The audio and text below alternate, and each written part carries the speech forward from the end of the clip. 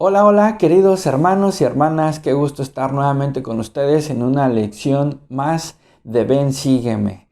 Gracias por estar aquí en su canal El Toque de Clarín. Mi nombre es Agustín Medellín y vamos a compartir en esta ocasión la lección que comprende de la sección 89 a la 92 bajo el título Un principio con promesa.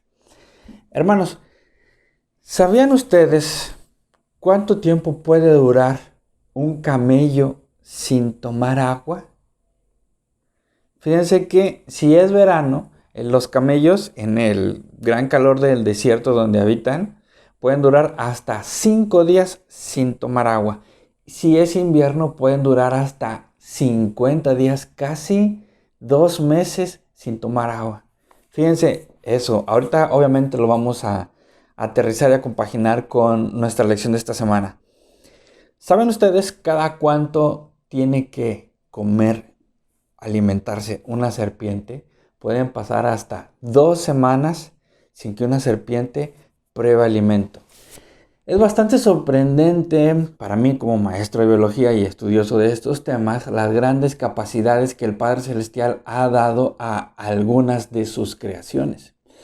Y si les sorprenden estas capacidades que tienen los camellos para resistir mucho tiempo sin tomar agua o las serpientes para aguantar mucho tiempo sin comer, hay un microorganismo perteneciente al reino animal muy pequeño, se llama tardígrado o oso de agua. Y este pequeño animalito microscópico, fíjense, aguanta hasta 200 grados centígrados bajo cero. ¿Se dan cuenta el punto de congelación de cuánto frío puede soportar? Se guarda en una pequeña cápsula y los cristales de hielo no le penetran su cápsula. Entonces puede estar a esas temperaturas y sobrevivir. ¿Y qué tanto calor soporta? Soporta hasta 149 grados centígrados. El agua llega a su punto de ebullición a los 100 grados centígrados. Él todavía aguanta casi 50 grados más caliente después del punto de ebullición del agua. Por si esto no fuera poco, pueden sobrevivir en el espacio exterior hasta 10 días. Se han encontrado algunos de ellos que han viajado en algunos instrumentos o naves espaciales y han logrado sobrevivir. Y bueno, pueden permanecer hasta 120 años en inactividad, según algunos estudios que no se han repetido o comprobado por el tiempo que esto tarda. Lo que se han repetido y comprobado son hasta 30 años. Ok, 30 o 120 años, cualquiera de los dos es bastante sorprendente, ¿no?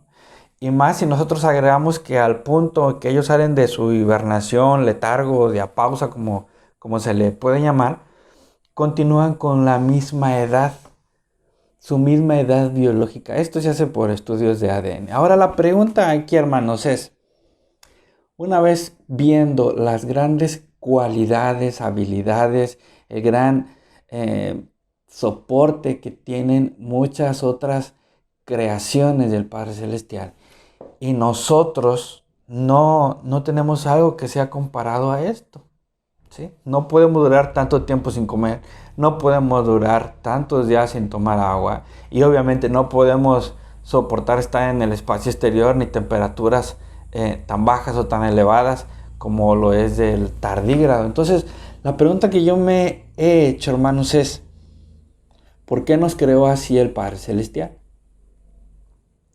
¿Por qué tenemos que tomar agua diariamente para conservar la salud? ¿Y por qué no podemos resistir tantas inclemencias del tiempo, del alimento, de la nutrición que debemos de llevar? ¿Por qué tenemos un tabernáculo de barro en esta etapa de probación? ¿Por qué?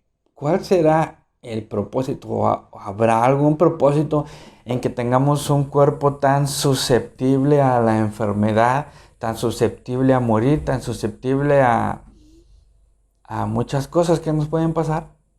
Esta sección, la sección 89, nos va a ampliar mucho el panorama de por qué para esta etapa de probación se diseñó un tabernáculo de barro.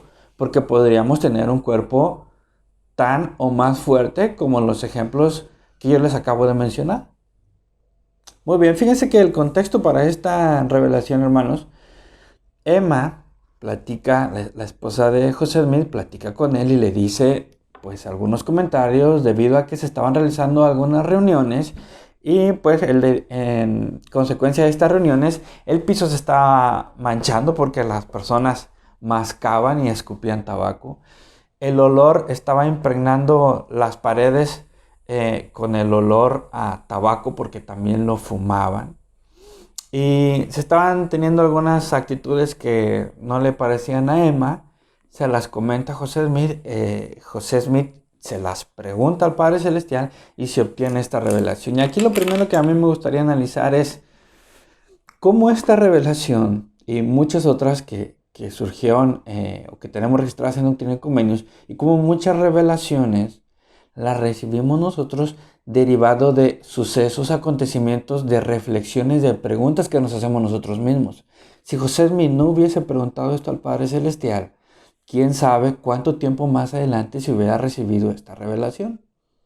Entonces aquí algo importante que a mí me gustaría señalar es que podamos estar atentos y analizar lo que está pasando en nuestro entorno, porque de allí tal vez el Padre Celestial tenga algo listo para revelarnos. Falta que nosotros deseemos preguntarlo, que deseemos saber su voluntad respecto a algo que esté sucediendo en nuestra vida en particular. Muy bien, hermanos. Vamos a leer el versículo 12 de la sección 89 y dice: sí, también la carne de las bestias y de las aves del cielo, yo, el Señor, he dispuesto para el uso del hombre con acción de gracias. Sin embargo, han de usarse limitadamente. Ok, toda la carne de las bestias, de las aves, se dispone para que lo usemos, pero de una manera limitada. Y nosotros podemos aquí, pues, ponernos a pensar, ¿por qué limitado?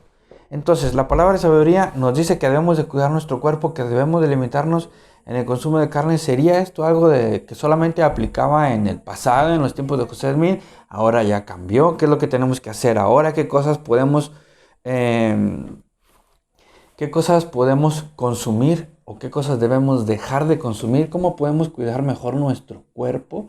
De eso nos habla de manera muy general la sección 89. ¿Cómo podemos nosotros esto llevarlo a lo específico, llevarlo a lo particular? Hay muchísimas enseñanzas de los profetas y de las autoridades generales de la iglesia, pero no nos ha proporcionado la iglesia una dieta o un sistema de puntos, como lo hacen algunos nutriólogos bariatras. No nos han dejado una guía de alimentación para nosotros, guía de alimentación para niños, jóvenes, adultos, ancianos, emitida por la iglesia. No nos han dejado algo en lo particular. Siempre me gusta citar una escritura que dice: porque no conviene que yo, el Señor, mande en todas las cosas, porque quien es compelido en todo es un siervo inútil. El Señor nos da el principio y nos da la oportunidad de investigar, de aprender, de orar, de preguntarle, de preguntarnos a nosotros mismos cómo es que podemos mejorar. Entonces aquí donde dice, han de usarse limitadamente. ¿A qué se referirá esto? Hay que preguntándolo a nosotros mismos, hay que preguntarlo al Salvador, hay que investigarlo y si se puede, si tenemos la oportunidad, preguntarlo también a un profesional de la salud. Puede ser nuestro médico general o puede ser una persona especialista en la nutrición. ¿Por qué no? Ok, ¿a dónde voy con todo esto? Vamos a checar algunas cosas que yo investigué para acercarme un poco a cómo extender la palabra cuando dice limitadamente. O sea que hay límites, ¿ok? El sitio oficial de la Organización Mundial de la Salud emite que 22 expertos de 10 países diferentes recomiendan moderar el consumo de carne roja. Moderar. Me gustaría a mí cambiar y poner aquí 22 expertos de 10 países recomiendan limitar el consumo de carne roja. Entonces, son palabras diferentes que están expresando lo mismo, tanto en las escrituras como en una declaración oficial de la Organización Mundial de la Salud. Respecto a la carne roja, respecto de la carne procesada, que son los embutidos como las salchichas o el jamón, en estudios se encontraron que consumir diariamente 50 gramos de carnes procesadas aumentan hasta un 18% el riesgo de contraer cáncer colorectal. Ok, entonces yo creo que aquí está un poco la respuesta, ¿no? La ciencia podría ampliarnos los principios del Evangelio, ¿sí? Hermanos, es muy diferente la alimentación y el metabolismo que tiene un niño de 10 años a la que tiene un joven de 18 o el que tiene un adulto de 40 o una persona de 80 años. Es muy diferente el metabolismo, la alimentación, la manera en que se procesan los alimentos. No se puede establecer como una regla para todos los miembros, pero lo que sí se establece es un principio, que cuidemos nuestra salud. ¿Sí? Entonces, ¿cómo negar el consejo de un doctor cuando tenemos un doctor como presidente de la iglesia y un apóstol que también es doctor? Curiosamente, los dos son cardiólogos. Entonces, hay algunas otras cosas por las cuales vuelvo a lo mismo, como maestro de biología y como estudioso de estos temas, que también se entrelazan con el medio ambiente, yo diría se entrelazan con el cuidado de nuestro planeta y de la creación, que usemos esto de manera prudente. Para producir 1 kilo de carne se necesitan 15,000 litros de agua. Para producir 1 kilo de cereal, como lo es el arroz, el maíz, el frijol, cereales o granos, se necesitan 10 veces menos agua. Entonces, si estamos teniendo una deficiencia en cuanto al manejo del agua potable, si estamos teniendo problemas como humanidad, porque el agua potable, el agua dulce, se está terminando en muchas ciudades, aquí hay una respuesta. El producir carne pone una presión sobre los almacenes, sistemas, depósitos de agua dulce que tenemos en el planeta. ¿Ok? Fíjense, no siempre ha sido así. Doctrina y Convenio nos menciona también en esta sección, que yo les invito que siempre puedan leer las secciones completas versículo a versículo. Aquí se extendería bastantísimo esta lección si no fuéramos versículo a versículo, pero sí les invito yo a que lean, puesto que se nos invita también a alimentarnos de toda buena hierba, dicen los versículos.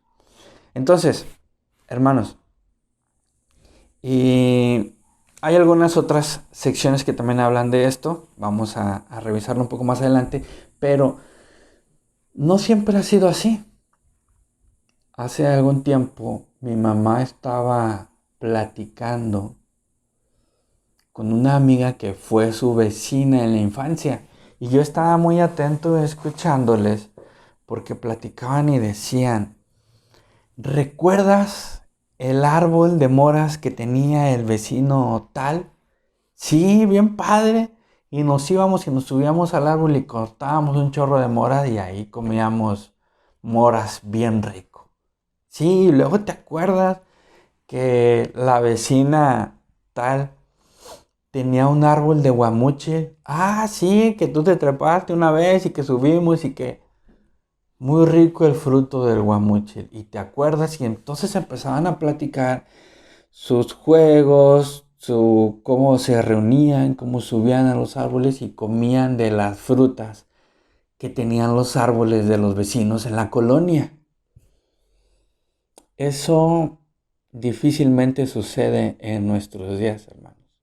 Yo en una ocasión intenté probar el fruto del guamúchil y entonces le dije a mi mamá que no me había gustado y entonces me dijo, es que tiene un punto en que lo debes de cortar. Uno piensa tal vez que mientras más se madura un fruto está más dulce, pero en el guamúchil no pasa eso. Me enseñó mi mamá el punto en que se debía de cortar y entonces lo volví a probar y fue muy rico.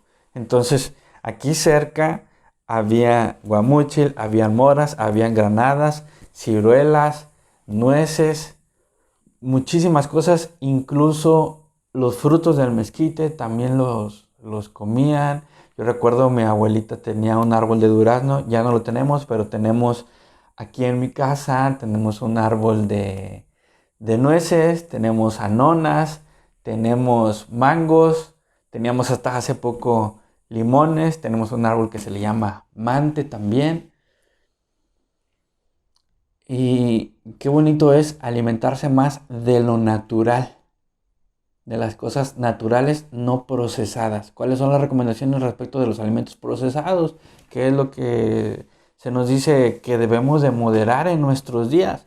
No podemos pedir una especificación de Doctrina y Convenios sección 89 para cosas o alimentos procesados que no existían en su época.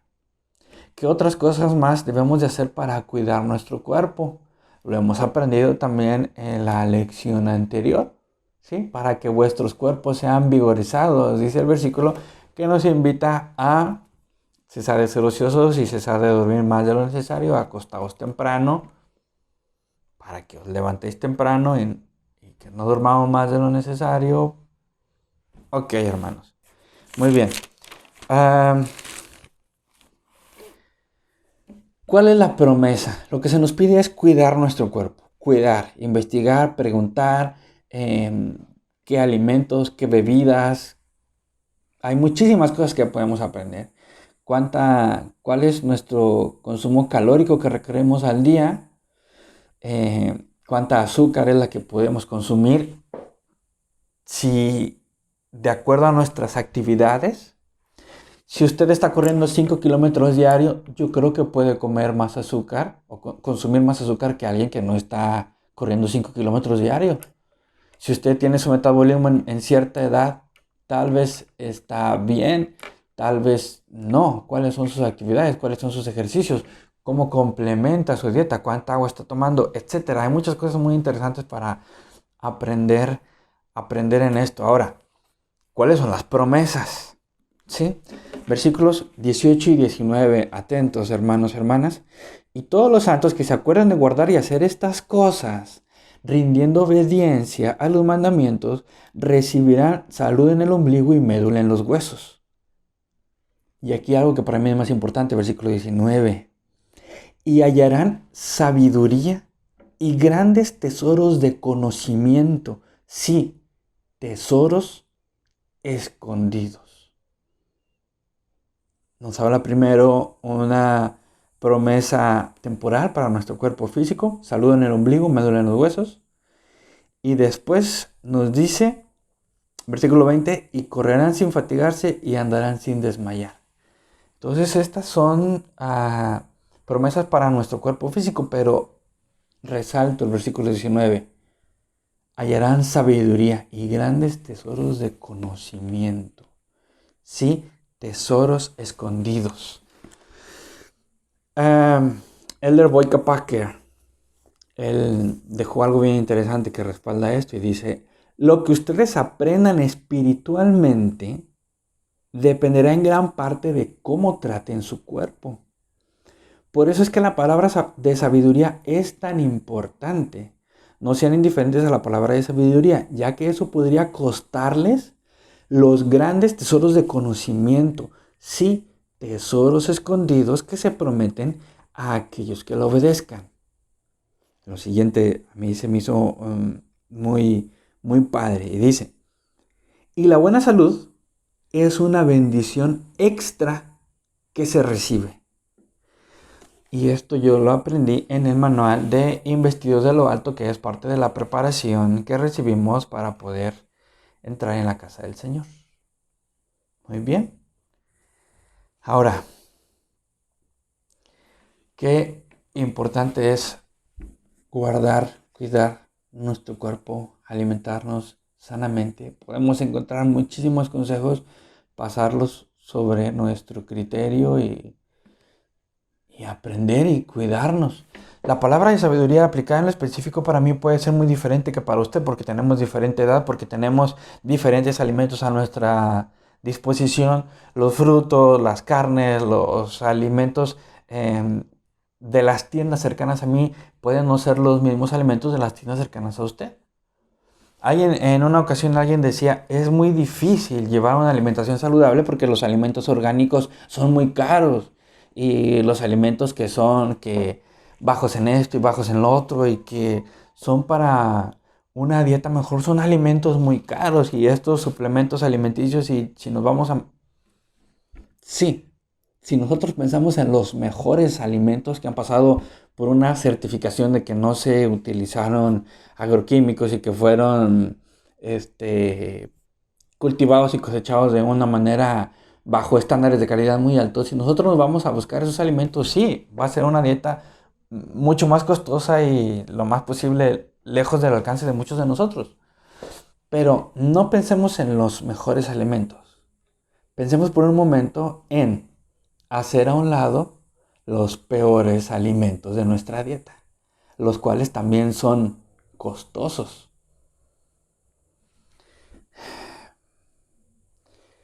¿Cuánto estamos gastando en las bebidas azucaradas cada que comemos? Esos azúcares están dentro del consumo de azúcar diario que necesitamos. Para México las tortillas tienen azúcares, o mejor dicho, carbohidratos. Los frijoles tienen carbohidratos, el arroz tiene carbohidratos, el arroz tiene unos carbohidratos que son almidón, tienen mucho contenido en azúcares que necesitamos. Cuando nosotros aprendemos nos damos cuenta de muchas cosas que podemos regular y que una jarra de agua o de limonada o un vaso de agua simple muchas veces puede ser más saludable y menos costoso. Si nosotros pensamos, también podríamos llegar a tener en algunas situaciones un ahorro en nuestra economía al poner más atención en nuestros alimentos que consumimos. Muy bien. Esto nos puede traer salud, esto nos puede ayudar a conocer muchas cosas. Hermanos, esta es nuestra parte. La voluntad del Señor va primero. ¿Por qué digo esto? Porque hay muchas veces que hacemos toda de nuestra parte para cuidar nuestra salud, pero tenemos tabernáculos de barro. Podríamos aún así enfermar, podríamos aún así tener un accidente, pero es nuestra parte poder cuidarnos. El Señor tendrá la última palabra y recibiremos una u otra promesa en su debido tiempo y a la manera del Señor.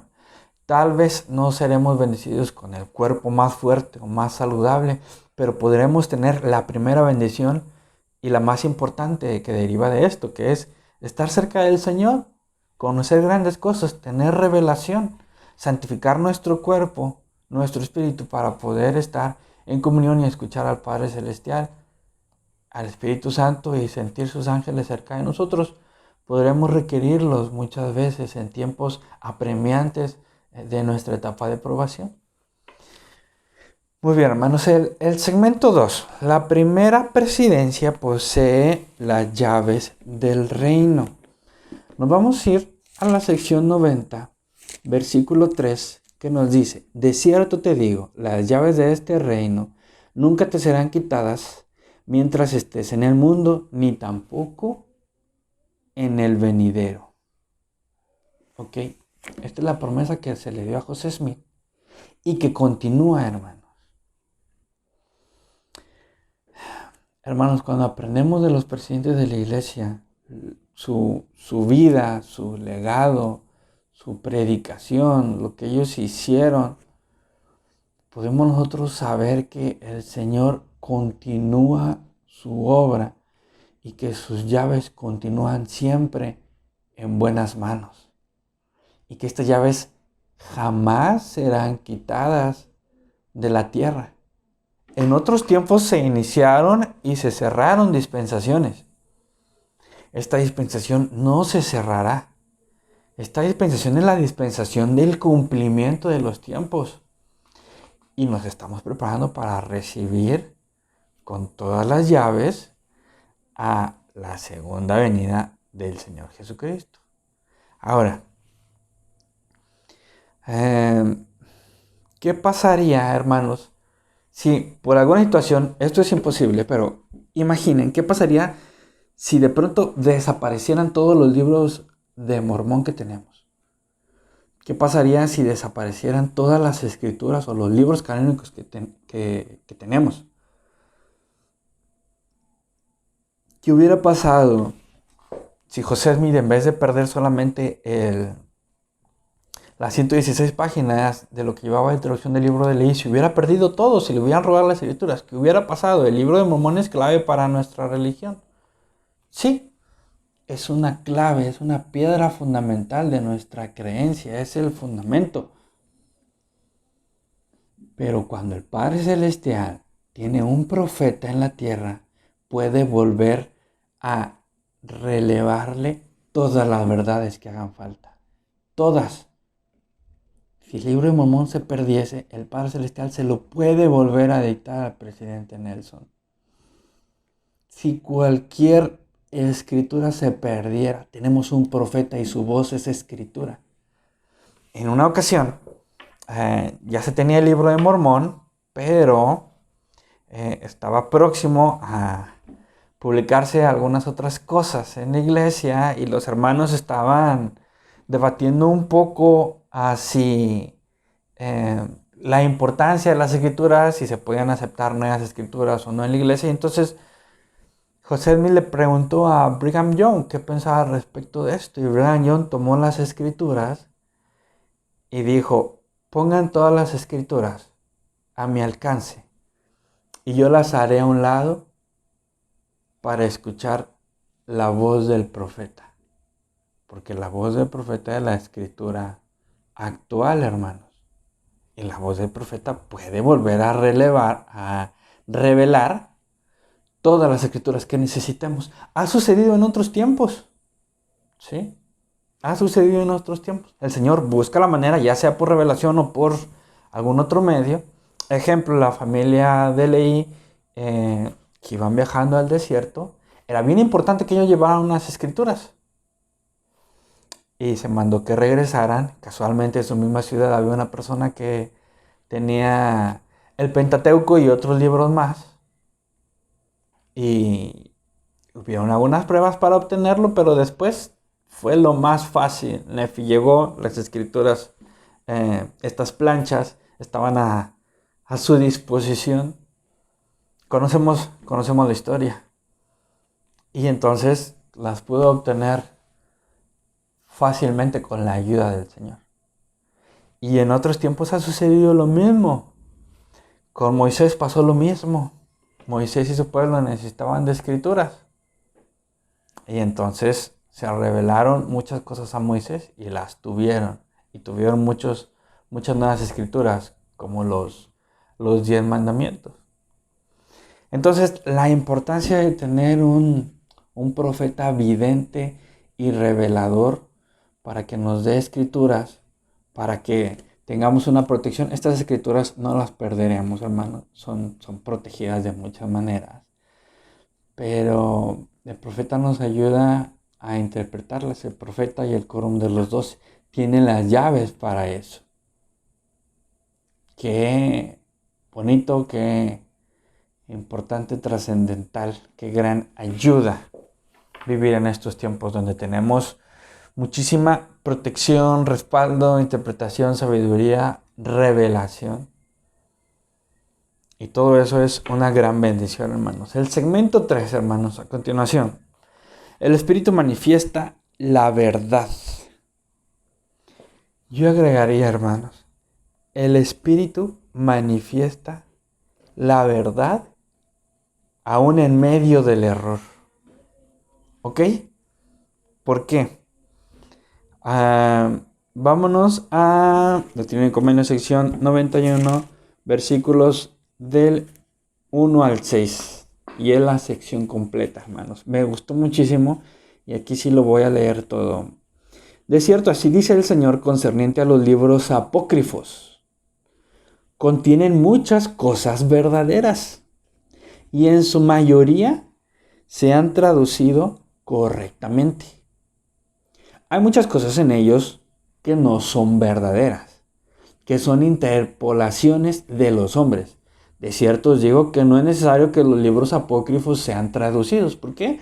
Nosotros sabemos que José Smith preguntó sobre esta situación al Padre Celestial. ¿Por qué? Porque en la Biblia, hermanos, hay muchos libros que se les consideraban apócrifos. Aquí tendríamos que irnos un poco a la historia de cómo se formó la Biblia.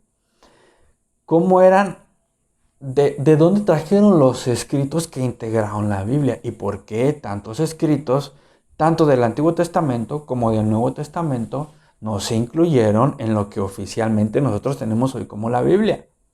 Hay muchos libros que no se incluyeron y a estos se les llaman o se les mencionan como libros apócrifos. Y José Smith, con las llaves, con el don y teniendo el Urim y Tumim para poder traducir, interpretar, corregir todos estos libros apócrifos, le pregunta al Padre Celestial, ¿qué hay que hacer con ellos? Y el Padre le dice, hay muchas cosas verdaderas y buenas, y en su mayoría están bien, pero hay algunas otras cosas que son interpolaciones, interpretaciones de los hombres. No es necesario que los traduzcas. No es necesario. ¿Ok? Ahora, no es necesario, pero ¿qué dice el siguiente versículo? Versículo 4. Por tanto, quien los lea, que entienda, porque el Espíritu manifiesta la verdad.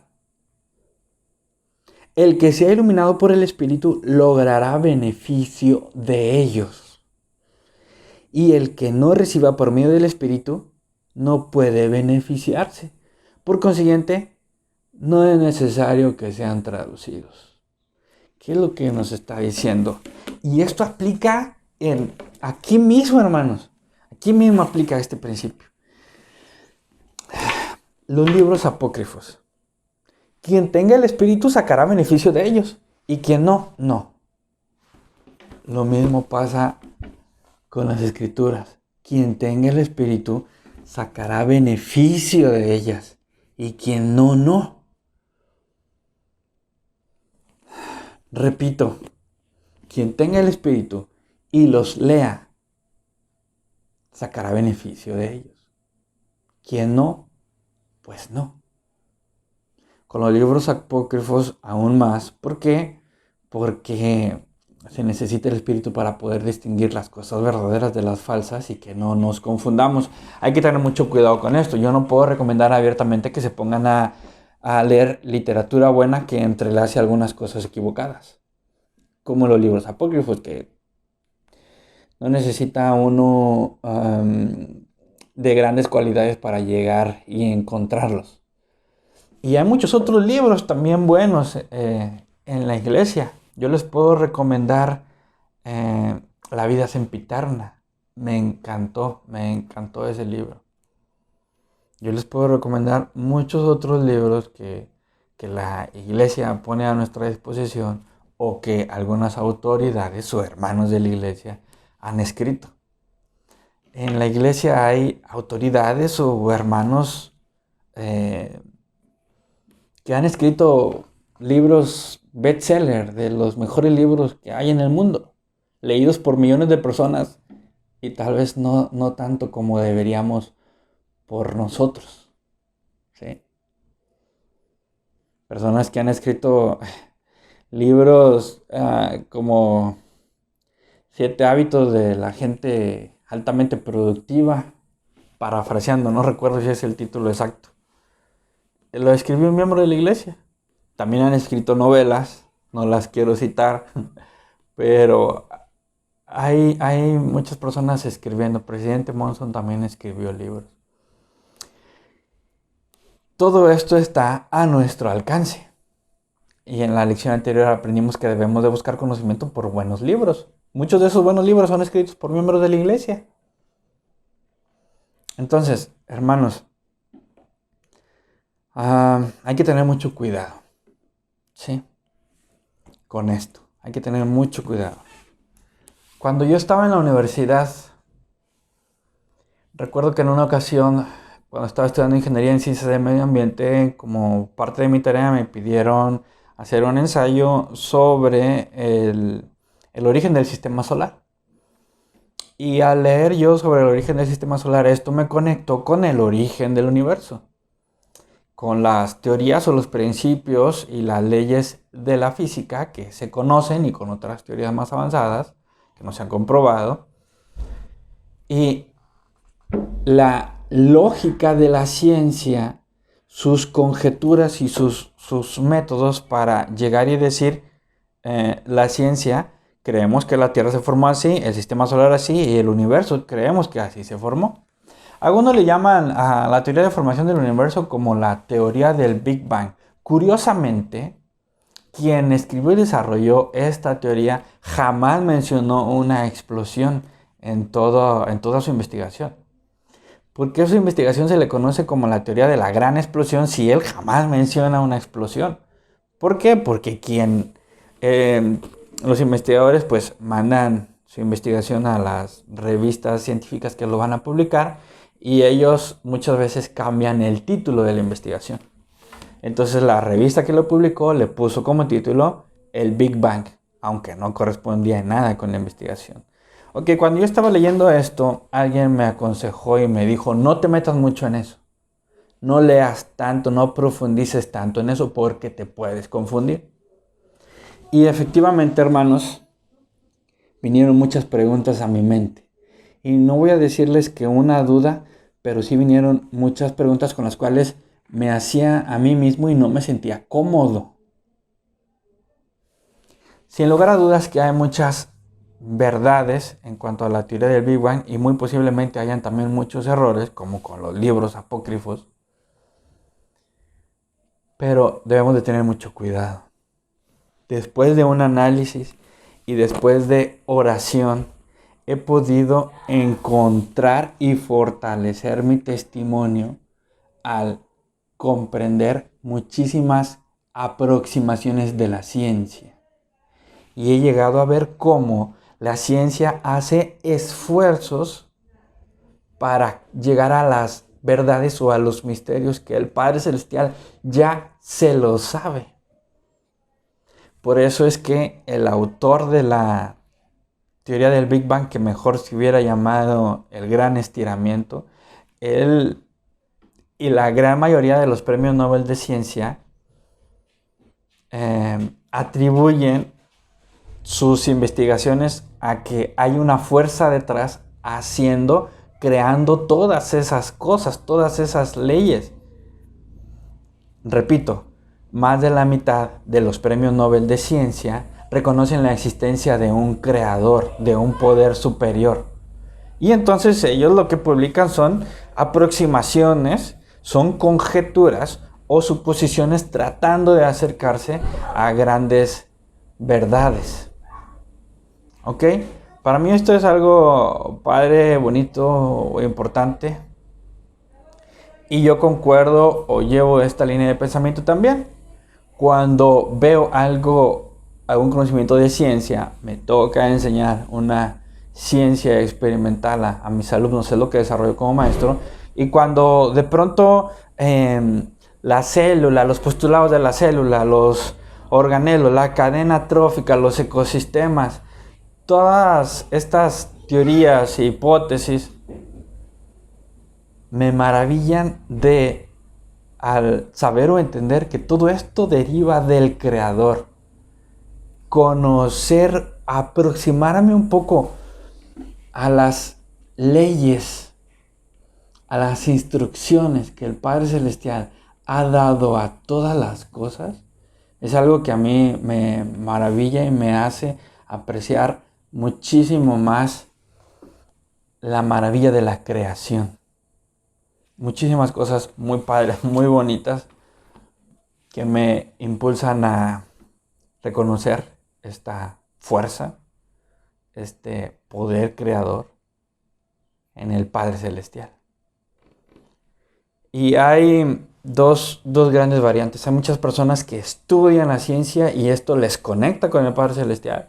Y hay muchas personas que estudian la ciencia y les desconecta y les hace negar al Padre. Este es el riesgo, hermanos. Que si no tenemos el Espíritu, podríamos irnos hacia un lado incorrecto.